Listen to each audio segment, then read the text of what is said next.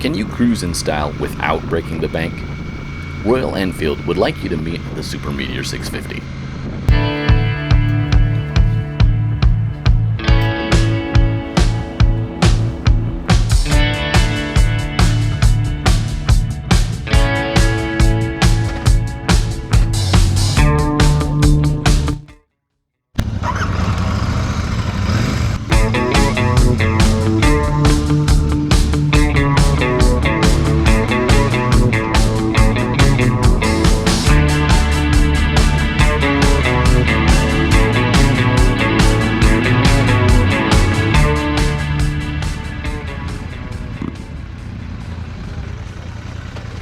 The Super Meteor 650 is what happens when you take the Royal Enfield Interceptor, stretch the wheelbase by 4 inches, lower the seat by 2 inches, extend the rake by 3.6 degrees, and give it forward controls. If you follow my channel, you'll know that I love it when a manufacturer's demo tour is in town. This was the Royal Enfield demo tour where I got to give the Super Meteor 650 a quick jaunt. To me, that's an excellent way to spend a Saturday. Let's take some time to look at the motorcycle. I rode this one, which happens to be the celestial blue color scheme. Royal Enfield always does a good job of providing some variety in their color schemes. This is only one of 7 paint schemes the company offers. Here's the other colors you can get: Astral Blue, Astral Black, Astral Green, Interstellar Green, Interstellar Gray, and Celestial Red. The fit and finish of the motorcycle looks pretty good. The paint really glistened in the sun, and the bike looks and seems to be designed pretty well. I think Royal Enfield did a great job of mixing the painted bits with shiny bits and the blacked out bits. The Super Meteor 650 looks classy without looking too flashy, and that's right up my alley.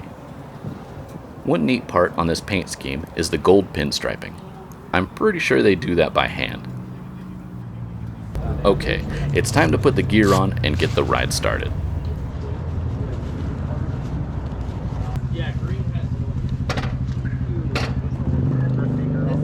Royal Enfield uses these unique switches on the handlebar controls. They remind me of chicken head style dials on a Fender tube guitar amplifier. They kind of play into the retro theme the motorcycle has. Check out the gas filler cap. It's a cool Monza style. I'm not sure if it locks though.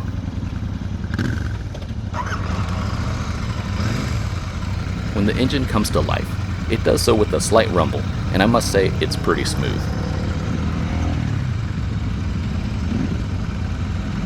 Okay, let's get this motorcycle on the road.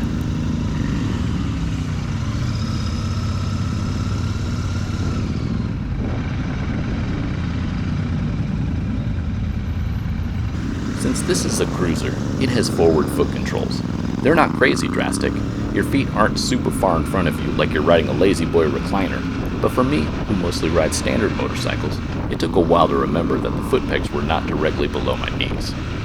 After a couple stops, my legs and feet finally got the message and naturally found the forward mounted pegs.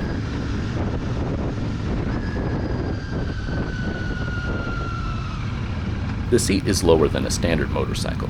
It's a cruiser, don't forget. The seat will have you sitting just about 29 inches above the ground. This means that flat-footing the ground at stops is easy. The handlebars are pretty wide, but reaching out and grabbing them felt natural and good. If you're a regular watcher of my videos, you know my personal specs. 5'9" with a 30-inch inseam. I'm pretty average sized. Riding the Super Meteor 650 felt comfortable. Although I only had it for a short demo ride, I felt that if I had it for an entire day, no part of my body would be aching by the end of the ride. This is probably a motorcycle you could really do some serious hours and miles on.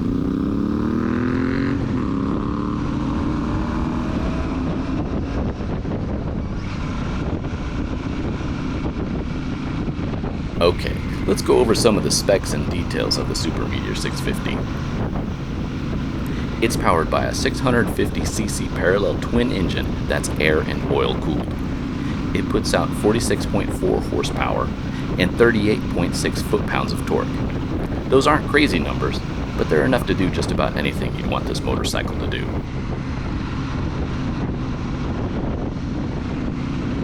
The engine is mated with a 6-speed transmission, which brings power to the rear wheel via a chain final drive.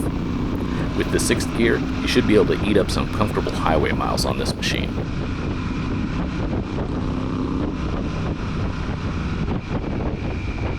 Now that we've talked about the go, let's cover the woe. The Super Meteor 650 stops using a single 320mm front disc and a 300mm rear disc. Dual channel ABS comes standard. The brakes had a good feel on my short ride.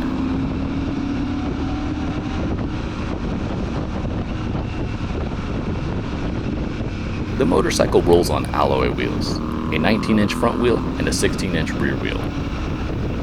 Suspension up front is handled by a 43mm upside down fork that gives 120mm of travel. I think this is the only Royal Enfield that has an upside down fork.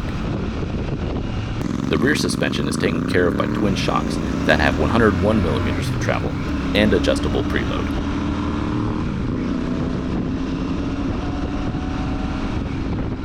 The motorcycle weighs a little over 530 pounds, so that puts it into a category of which I'd say it's not light, but it's not exactly heavy either. Riding the urban and suburban demo route was easy. It seemed easy to maneuver and get around.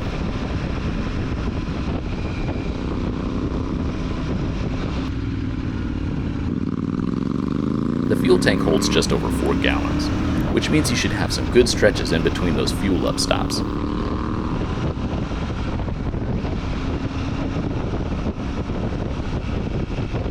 Instrumentation is covered by a digital display wrapped in an analog speedometer.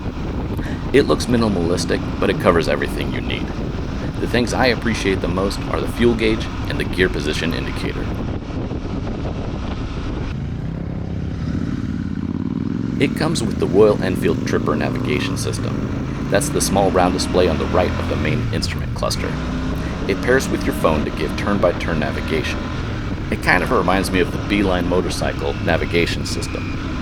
I haven't tried either of these systems, the Tripper or the Beeline, so I can't comment on how well they work. If you have, drop me a comment and let me know.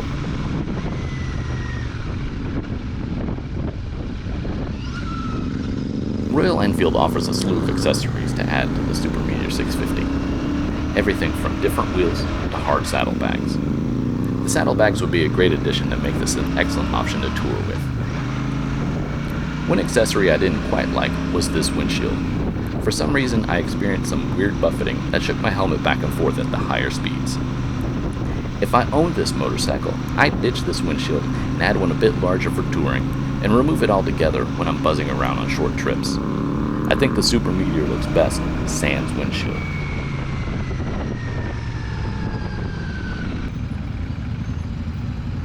Okay, let's talk about the price. Depending on what paint scheme you go for, the MSRP for the Super Meteor is between $6,999 and $7,499. The more fancy paint commands the higher price. However, considering how good the Celestial Blue looks, I'd say it's worth the extra $500. The Super Meteor does have competitors, and I'll list them here. I came up with this list based on the relative similarity of style and price. There's the Honda Rebel 500, the Honda Shadow,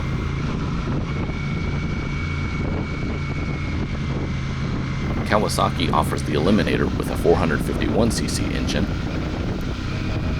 Kawasaki also has the Falcon S. And finally, this one might be a bit of a stretch to compare, but there is the Yamaha Bolt R Spec. I purposely left out anything from Triumph, Indian, and Harley Davidson. To get a cruiser from any of those brands, you have to spend quite a bit more money.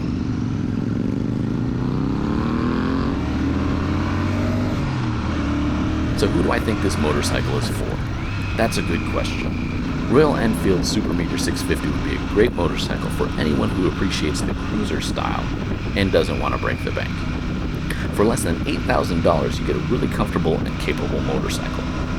This machine would be great for running about town, heading out for the day to get 100 plus miles, or I bet it could be a comfortable and economical tourer.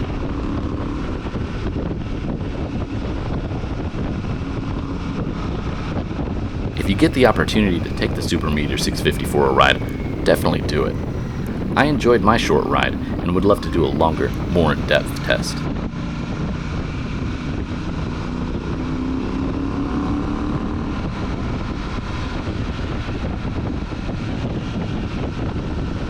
What are your thoughts on this motorcycle? Put a comment down below and let me know. Also, if you've made it this far in the video, thanks. I'd really appreciate it if you'd subscribe to the channel. It'll help motivate me to keep doing this.